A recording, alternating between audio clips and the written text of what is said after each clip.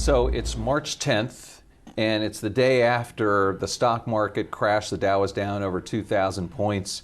Oil cratered to $30 a barrel or so. The 10-year bond went to below 0.5%.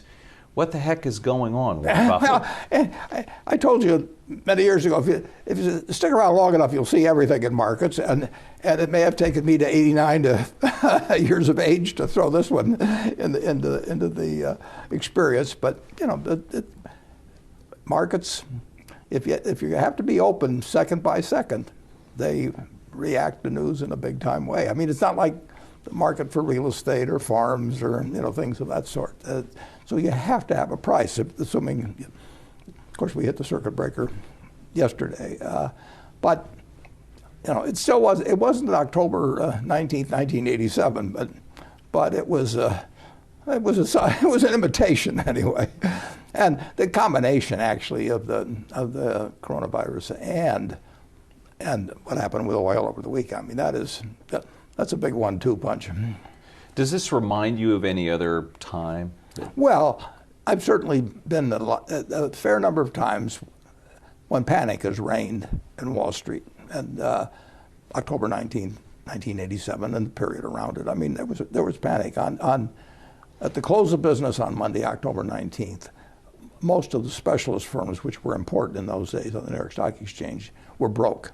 And the next morning, there was a check due to the clearinghouse in Chicago that didn't get there.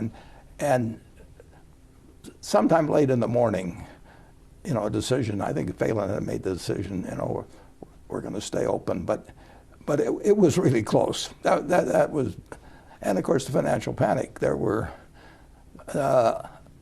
you had 35 million people on September 1st that weren't worried at all about their money market accounts. On September 15th or 16th, they were all panicked. What year was that? Well, that was 2008. 2008. Yeah, so 2008, and you literally had $3.5 trillion in money market accounts, which people regard as the equivalent of cash or a bank deposit. That was half the amount of all the insured bank deposits in the country, but these weren't insured. And literally, I remember it because all my friends had money market accounts. I didn't have one, but I was at a party, and a birthday party, and that's all they talked about. I suddenly became very popular. I was like a sports hero or something there for a very brief period of time. And of Hank Paulson, they had 175 billion of withdrawals in a few days. That's when I think anybody that knew what was going on panicked, basically. And Hank Paulson did the very gutty thing of using, I think, the Exchange Stabilization Fund that was set up in the 30s because of the revaluation of gold. It had nothing to do with this, but he stepped in and $3.5 billion worth of deposits fell, or trillion, I should say, of deposits felt a whole lot better. If that move hadn't been made, because those funds held all the commercial paper, and you couldn't roll commercial paper, everything had come to a stop, and that was much more scary by far than anything happened yesterday.